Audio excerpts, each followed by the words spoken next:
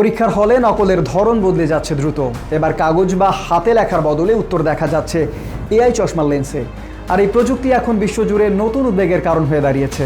সংবাদ মাধ্যম সিএনএন গত শনিবার এক প্রতিবেদনে জানায়, দক্ষিণ কোরিয়ায় ইংরেজি পরীক্ষার সময় 2 পরীক্ষার্থীকে এআই চশমা সহ আটক করা হয়। দেশটিতে প্রথমবারের মতো এই প্রযুক্তি ব্যবহার করে পরীক্ষায় জালিয়াতির মতো ঘটনা ধরা পড়েছে। অন্যদিকে তাইওয়ানের মেডিকেল ভর্তি পরীক্ষাতেও একই ধরনের ঘটনা সামনে এসেছে। এক পরীক্ষার্থীর অস্বাভাবিক আচরণে সন্দেহের সৃষ্টি হলে পরীক্ষা করে দেখা যায় তার চশমাটিও প্রযুক্তিগতভাবে সক্রিয় ছিল। এদিকে পরিস্থিতির গুরুত্ব বিবেচনা করে চীন তাদের কলেজে ভর্তি পরীক্ষায় সব ধরনের চশমা বাধ্যতামূলকভাবে পরীক্ষা করতে শুরু করেছে।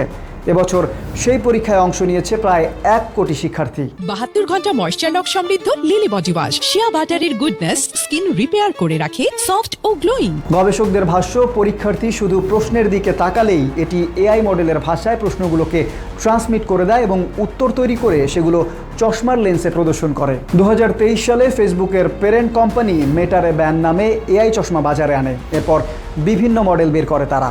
শুধুমাত্র গত বছরেই মেটা 70 লাখ চশমা বিক্রি করেছে। এক গবেষণায় দেখা গেছে এআই চশমা ব্যবহার করে পরীক্ষার্থীরা সেরা 5-এর মধ্যেও স্থান করে নিয়েছে।